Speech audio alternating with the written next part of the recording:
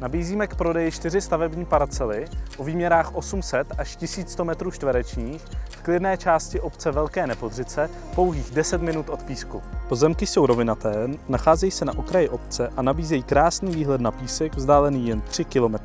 Jsou určeny pro výstavbu rodinných domů a mají zavedenou elektřinu a veřejný vodovod. Odpad lze řešit vlastní čističkou, septikem nebo jímkou. Součástí lokality je také nová asfaltová komunikace.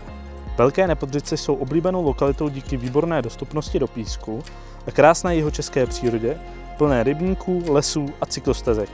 Pokud hledáte klidné místo pro bydlení v přírodě, zároveň blízko města, tyto pozemky mohou být ideální volbou.